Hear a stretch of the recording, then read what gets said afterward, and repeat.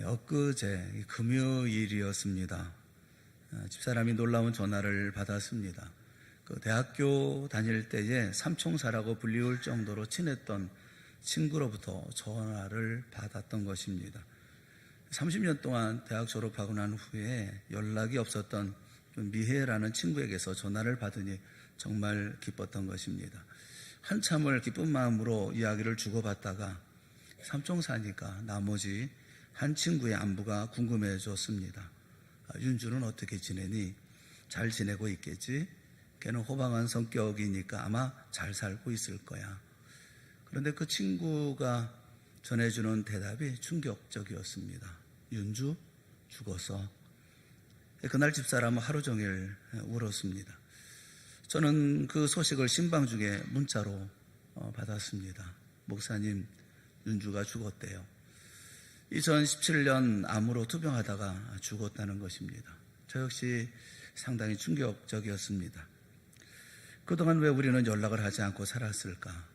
우리가 결혼할 때 자기가 결혼하는 것처럼 기뻐했던 친구인데 그 친구가 암으로 죽어가며 힘들어할 때 우리는 뭘 하고 있었던 걸까? 병석에서 고통 중에 있었을 친구를 생각하면 마음이 너무 무거웠습니다. 왜 안부조차 묻지 않고 30년 그렇게 지냈을까? 그럴 정도로 우리의 현실이 힘들고 어려웠었나? 사람은 살아가기 위해서 3가지를 먹는다고 그럽니다. 첫째는 공기를 마십니다. 둘째는 음식을 먹습니다. 참고로 한 사람 일생 동안 먹는 음식의 양은 약 32만 톤에 이른다고 합니다. 그리고 마지막 3번째는 생각을 먹고 산다고 합니다. 사랑하는 여러분, 여러분은 무슨 생각으로 오늘을 살고 계십니까? 혹시 너무너무 중요한 것은 잃어버리고 저희처럼 자신의 오늘만을 생각하며 홀로 가고 있지는 않으십니까? 몹시 후회가 되는 지난 며칠이었습니다. 앞으로 남은 날을 어떻게 살아야 할 것인지 생각이 많았던 며칠이기도 했습니다. 오늘 본문의 예레미야는 감옥에 갇힌 자신의 참담한 상황 속에서 나라의 멸망을 목전에 둔 상황에서 그는 친척의 땅인 아나돗의 밭을 삽니다. 바벨론 군대가 예루살렘을 포위하고 들어오던 시드기야 왕 10년, 주전 587년에 예레미야에게 하나님의 말씀이 임했다라고 본문은 말씀을 시작합니다. 예레미야는 베냐민 땅 아나돗의 제사장 가문 출신입니다. 아마도 낙향한 제사장의 후손으로 보입니다. 이 예레미야는 요시야 왕, 여호야김 왕, 여호야긴 왕, 시드기야 왕, 이렇게 유다 왕국의 후반부 마지막 4명의 왕이 통치하던 그 시기에 하나님의 말씀을 전했던 선지자였습니다. 그가 전한 하나님의 말씀은 회개와 심판의 말씀이었습니다. 하나님의 율법을 지키지 않으므로 하나님의 심판을 받아서 유다는 바벨론에 멸망당할 것이다 라는 말씀을 선포하면서 회개하고 돌아오라 라고 외쳤습니다. 이 심판의 말씀은 기득권을 누리고 있었고 부유하게 살고 있었던 유다 지도자들에게 고통스러운 소리였습니다. 예레미야의 예언은 바벨론의 침략으로 유다는 멸망할 것이고 70년 동안 바벨론의 왕을 섬길 것이라는 것입니다. 그러니 바벨론의 무의미하게 저항하지 말고 항복하라고 권유하는 것입니다. 항복하면 살 수 있다라고 외쳤던 것입니다. 유다의 백성들은 이 말을 듣고 예레미야를 반역자, 매국노 그렇게 치부해버렸습니다. 사회에서 철저하게 왕따를 당했고 고향 사람들로부터도 미움을 받았습니다. 이들은 하나님의 말씀을 전하는 예레미야를 미워하고 끊임없이 박해했습니다. 그럼에도 불구하고 굴하지 않고 하나님의 심판을 외쳤던 예레미야는 결국 시위대 감옥에 갇히게 되어져 버리고 말았습니다. 하지만 끝내 예레미야 예언처럼 예루살렘은 철저하게 파괴되고 지도자들은 바벨론의 포로로 끌려가 버리고 말았습니다. 바로 이런 상황에서, 이런 절망적인 상황에서 참 이해하기 어려운 일이 벌어진 것입니다. 하나님이 예레미야에게 말씀하시기를 아나돗에 있는 밭을 사라라고 말씀하신 것입니다.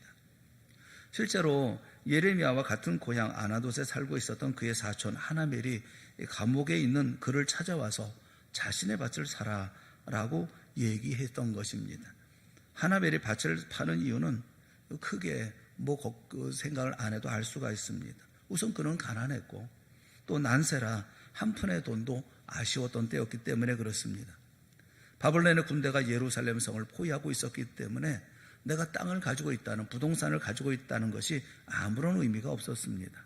그래서 다만 얼마라 할지라도 현금을 가지고 있는 것이 상책이었죠. 예레미야의 목숨은 이미 옥중에서 끝난 것이랑 마찬가지니까 그가 가진 마지막 현찰이라도 이용하는 것이 현명하지 않겠습니까? 하나멜은 철저하게 현실주의자였습니다. 계산에 밝았고 현실에 민감했습니다. 그런데 그는 그렇다 하더라도 이해할 수 없는 두 분이 있습니다. 먼저는 하나님입니다. 하나님이 왜 나서서 밭을 사라고 하시는가 하는 것입니다. 도대체 무슨 이유로 네 밭을 사라고 말씀하시는 것입니까? 또 하나님이 밭을 사라고 했을지라도 그 형편에 밭을 사는 예레미야는 또 뭡니까? 나라가 망해서 내일을 알 수 없는 처지에서 부동산 투기를 할 사람은 없습니다. 부동산 투기에 밝은 복분이라 할지라도 나라가 망할 때는 현실을 취하든지 돈 될 수 있는 그런 금은 보석을 갖는 것이 우선이겠지 땅을 살 사람이 누가 있겠습니까? 더구나 예레미야는 그의 민족에게 심판과 재앙의 메시지를 전하다가 갇혀있는 상황입니다. 예레미야는 하나멜의 속셈을 잘 압니다. 어려움을 당하는 자기를 위로하지는 못할 망정 오히려 자기를 이용하려는 하나멜을 어떻게 대해야 하겠습니까? 그런데 예레미야는 아나돗의 밭을 삽니다. 15절에 있는 말씀, 우리가 읽었던 말씀인데 15절에 있는 말씀을 우리 다 같이 한번 읽어봤으면 좋겠습니다. 다 같이 15절 말씀 시작.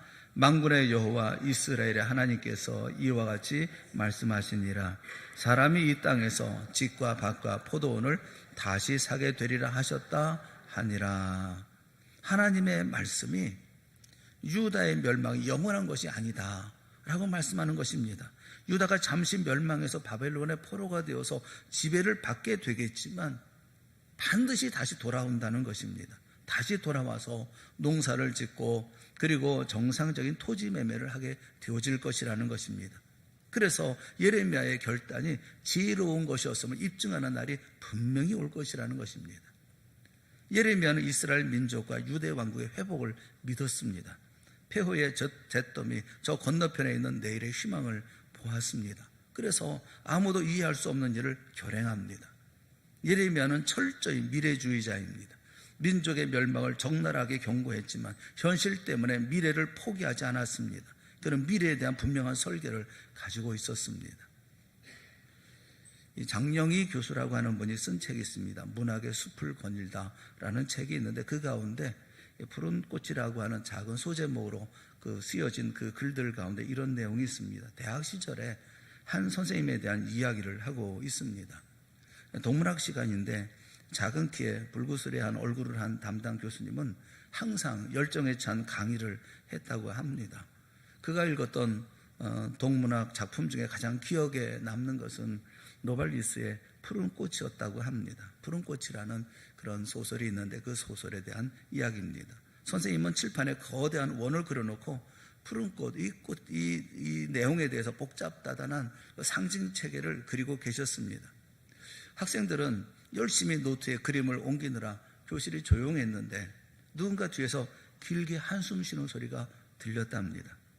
그때 선생님이 갑자기 획 돌아서시더니 소리를 치셨다는 것입니다. 한숨 쉰 사람이 누구야? 지금 몇 살이야? 60살이야? 70살이야? 한숨 쉬는 것은 포기하고 싶다는 거야. 한숨 쉬는 것은 싸움에 지는 거야. 포기하고 싶어? 그러면 아예 포기해 지금.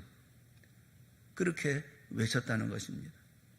그날 선생님의 고향이 한경도라는 거, 혼자 남쪽으로 오셔서 독학으로 대학을 나오고 오스트리아에 유학할 때는 학비를 보태기 위해서 이발 기술을 배웠을 뿐만 아니라 배를 타고 가면서 항구마다 내려서 막노동으로 돈을 벌었다는 이야기를 들려주셨다고 합니다. 그 교수님 얘기가 너무나 여러 번 포기하고 싶었지만 나에겐 포기하는 것조차 사치였다. 그런데 내가 가르치는 젊은 사람들이 포기하는 거 그건 정말 보기 싫다라고 말씀하셨답니다. 하나님이 지금 그런 말씀을 주고 계십니다. 한숨이 절로 터져 나올 수밖에 없는 상황이지만 한숨만 쉬면서 살아서는 안 된다는 말씀이었습니다. 미래에 대한 믿음과 소망을 가질 것을 촉구하는 일종의 상징 행위였던 것입니다. 절망 가운데서라도 소망을 가지라는 말씀이고 하나님을 신뢰하라는 말씀이었습니다. 신앙은요, 하나님이 가리키는 미래를 바라보는 것이 신앙입니다. 하나님의 마음을 알았던 예레미야는 순종합니다. 그의 전 재산을 투자했을 것입니다. 전쟁 중에 필요한 것이 현찰인데 몽땅 털어서 당장 쓸모없는 땅을 산다는 것은 어리석은 일임에 틀림이 없습니다. 더욱이 지금 예레미야는 깊고 어두운 감옥에 갇혀 있었습니다. 그런데 이 일을 한 것은 소위 긍정의 힘도 아니었고 유행을 바라는 투자도 아니었습니다.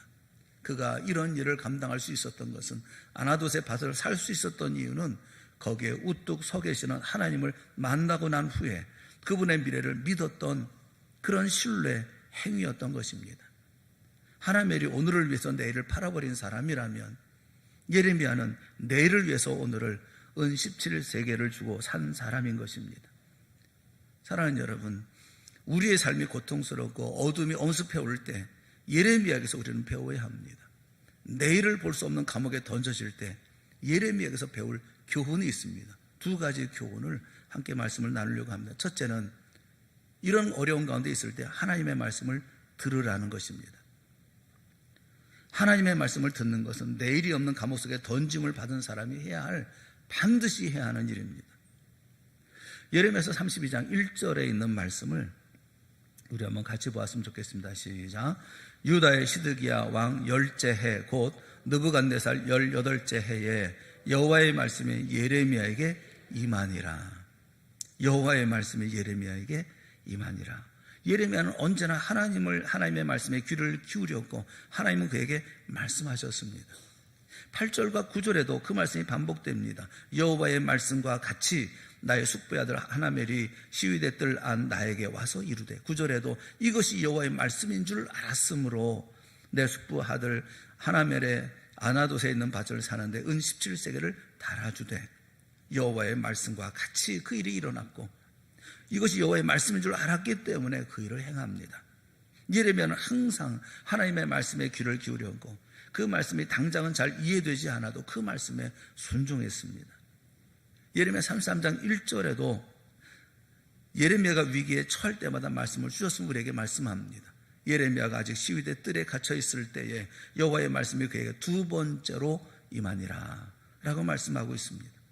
우리가 어떤 상황에 처하고 어떻게 살고 있느냐, 이것이 중요한 것이 아니라 보다도 중요한 것은 우리가 우리와 하나님 사이의 바른 관계입니다. 하나님의 말씀을 통한 인도를 받는 것입니다. 비록 감옥에 갇혀 있었지만 예레미야는 하나님과 올바른 관계를 맺고 있었고 그래서 언제나 하나님이 그에게 하시는 말씀을 들을 수 있었던 것입니다. 하나님의 말씀은 위기에 처하는 예레미야에게 임해서 그를 사로잡았고 인도하여 내일의 희망이 있는 곳으로 이끌었습니다. 폐허의 감옥 속에서도 예레미야는 절망하지 않았던 것은 하나님의 말씀이 있었기 때문이었습니다. 숨막히고 질식할 것 같은 상황에 처할 때 여러분은 무엇을 하십니까? 그때 하나님께로 나오십니까? 성경을 열어서 거룩한 하나님의 음성에 귀를 기울이십니까? 정말 답답하고 힘겨울 때 하나님의 말씀에 귀를 기울이는 우리 모두가 되기를 주님의 이름으로 축원합니다. 고난 자체를 좋아해서 선택하는 사람은 없습니다. 그러나 가야 할 길에 고난이 예상된다고 해서 피하기만 할 수는 없는 것입니다. 그 길이 하나님이 제시한 길이라면 더욱 그렇습니다. 예레미야는 그의 인생에 하나님의 말씀이 전부였기에 말씀만을 붙들고 고난의 길을 기꺼이 감수합니다. 그는 철저히 혼자였습니다. 고향 사람들조차 그를 배척했습니다. 하지만 예레미야가 이 같은 고난의 길을 견디며 하나님의 말씀 아나돗의 밭을 사라는 명령을 따랐던 이유가 무엇이냐 하면 그것은 하나님의 말씀에 대한 뜨거운 열정 때문에 그렇습니다. 그 뜨거움이 현실에 닥친 고난을 견디게 했습니다. 그 뜨거움이 상식적으로 이해도 납득도 되지 않는 일을 행하게 했습니다. 사랑하는 여러분, 우리 모두가 어려울 때에 하나님의 말씀을 뜨겁게 하나님의 말씀에 대한 열정을 품고 하나님의 말씀을 사랑하는 우리 모두가 되어질 수 있기를 주님의 이름으로 축원합니다. 예레미야는 그의 삶에 하나님이 함께 하실 것을 믿었습니다. 하나님이 함께 하시는 고난이라면 더 이상 그 고난은 고난이 아니기 때문입니다. 사랑하는 여러분, 하나님의 말씀을 믿으십시오. 하나님의 인도하심을 신뢰하십시오. 고난처럼 보이고 환난처럼 보여도 주님께서 말씀하신 그 길이라고 하면, 주님과 함께하는 길이라면 여러분 두려워하지 마십시오. 그것은 분명히 고난이 아니라 축복을 잉태한 씨앗일 테니까 말입니다. 하나님의 말씀에 대한 뜨거운 열정은 우리를 안아도 밭을 사는 이 시대의 예레미야로 만들 것입니다. 아모스 8장 11절 말씀해 보면 양식이 없어 주림이 아니며 물이 없어 가람이 아니요 여호와의 말씀을 듣지 못한 기갈이라 라고 성경은 말씀하고 있습니다. 성경의 역사 중에서 가장 어두웠던 시기는 신구약 중간에 있는 400년의 기간입니다. 그때는 하나님의 말씀이 임하지 않았습니다. 성경이 기록되지 않았습니다. 하나님의 말씀이 없는 것이 가장 큰 비극입니다. 사랑하는 여러분, 혹여나 우리의 삶이 상황적으로 어려운 가운데 있고 압박 가운데 있고 내일을 볼 수 없는 감옥에 던져졌는데도 우리는 하나님의 말씀이 없는 그런 캄캄함 속에 있는 것은 아닙니까? 그것은 비극입니다. 어려운 가운데 있습니까? 하나님의 말씀을 들으십시오. 하나님의 말씀을 듣는 우리 모두가 되어질 수 있기를 주님의 이름으로 축원합니다. 우리가 어두운 감옥에 던져지게 되어졌을 때 우리가 해야 할 두 번째는 뭐냐면 믿음을 행동으로 옮기라는 것입니다. 예레미야는 하나님의 말씀을 신뢰했을 뿐만 아니라 구체적으로 행동으로 옮깁니다. 역사적인 시점에서 그의 행동이 시사하는 바는 대단히 큽니다. 오해하는 사람들에게 그의 행동은 딱 오해받기 십상입니다. 저 사람 나라가 망한다고 유언비를 터뜨려 놓고 자기는 부동산 투기를 하고 있네. 예레미야 선지자는 그러나 사람들이 그를 어떻게 생각하느냐 하는 것보다 그를 향하신 하나님의 뜻이 더 소중합니다. 바울은 갈라디아서 1장 10절에 이제 내가 사람에게 좋게 하랴 하나님께 좋게 하랴 사람들에게 기쁨을 구하랴 내가 지금까지 사람들의 기쁨을 구하였다면 그리스도의 종이 아니니라 라고 말합니다. 사람들의 여론이 중요한 게 아니라 하나님의 뜻이 중요합니다. 그런데 다른 한편으로 그 행동은 말씀을 듣는 사람들에게는 아주 고무적인 행동이었습니다. 나라가 망한다고 하면 저마다 은행에서 돈을 찾기에 바쁩니다. 그런데 한 영향력이 있는 사람이 은행에다가 나라가 망한다고 하는데도 계속 돈을 저금하고 있다고 한다면 많은 사람들이 용기를 갖게 되어질 것입니다. 사람들은 예레미야의 행동을 보면서 하나님의 심판에 대한 말씀, 하나님의 회복에 대한 말씀이 정말 진짜인가 보구나, 정말로 그 말이 정말인가 보다 라고 생각했을 것입니다. 사랑하는 여러분, 믿음은 바라는 것들의 실상이고 보이지 않는 것들의 증거라고 말씀하고 있습니다. 예레미야는 하나님의 말씀에 의해 보이지 않는 미래를 신뢰하고 행동으로 믿음을 나타냅니다. 믿음은 언제나 미래지향적입니다. 사랑하는 여러분, 절망에 부딪힐 때 전능하신 하나님을 묵상하는 우리 모두가 되어질 수 있기를 주님의 이름으로 축원합니다. 예레미야도 인간이었기 때문에 그런 질문을 안 했겠습니까?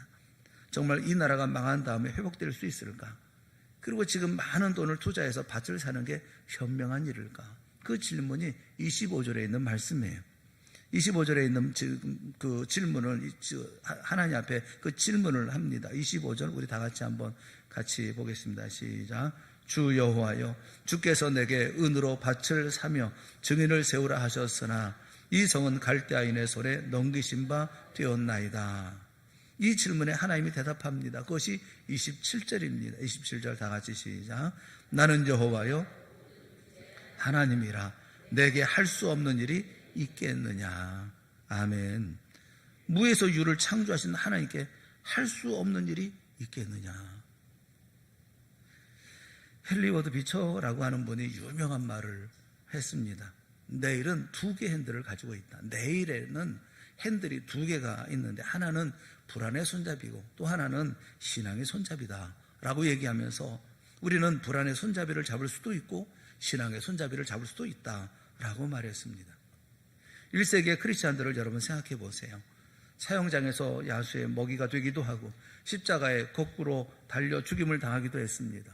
이 순교의 행렬 속에서도 그들 마음속에 있는 하나님을 향한 사랑과 신앙의 색깔은 바래지지 않았습니다. 그들은 고난과 박해 중에도 이렇게 인사를 주고받았습니다. 마라나타. 마라나타라는 말은 주께서 다시 오신다라는 말입니다. 그들은 이 희망, 이 믿음 때문에 내일을 향해서 나아갈 수 있었던 것입니다. 비록 그것이 순교와 죽음이라고 하는 고난이 있다 할지라도 그 모든 것을 뚫고 앞을 향해서 나아갈 수 있었던 것입니다. 우리 주위에는 예수를 믿는다고 하면서도 절망에 빠진 분들이 간혹 있습니다. 혹은 오늘에 도취되어서 내일을 망각하는 사람도 있습니다. 낙심 때문에 내일을 체념하는 사람도 있습니다. 하나멜처럼 말입니다. 우리는 예레미야처럼 내일을 위해서 오늘을 가볍게 투자할 수 있을까요? 그렇게 할 수 있다고 한다면 우리는 오늘과 내일 놀라운 승리의 사람이 되어질 것입니다. 예수님이 제자들에게 물으셨죠. 예수께서 빌립보 가이사랴 지방에 이르러 제자들에게 물어 이르시되 사람들이 인자를 누구라 하느냐? 이르되 더러는 세례 요한, 더러는 엘리야, 어떤 이는 예레미야나 선지자 중에 하나라 하나이다. 예수님도 선지자가 고향에서 가장 높임을 받지 못한다는 말씀을 하셨습니다. 구약 성경의 예언자 가운데 고향에서 환대받지 못한 사람은 예레미야입니다. 예수님도 환영받지 못하는 자신의 모습을 예레미야의 삶과 견주어 말씀하셨습니다. 예레미야와 예수님의 생애는 참 많이도 닮아 있습니다. 예레미야의 고난 가운데 아나돗의 밭을 샀던 희망의 메시지는 예수 그리스도의 십자가 사건을 통한 고난과 부활이라고 하는 희망의 메시지와 맞닿아 있습니다. 십자가의 고난을 통해서 우리는 부활이라는 희망을 얻습니다. 우리가 이 땅에서 고난을 당하면서도 기뻐하고 이겨낼 수 있는 것은 우리의 고난이 천국에 있는 아나돗의 밭을 확보하는 것이기 때문에 그렇습니다. 예수 그리스도의 십자가 사건과 부활을 고난과 희망이라는 패러다임으로 보면 우리가 이 세상에서 경험하는 고난과 희망을 풀어낼 수가 있습니다.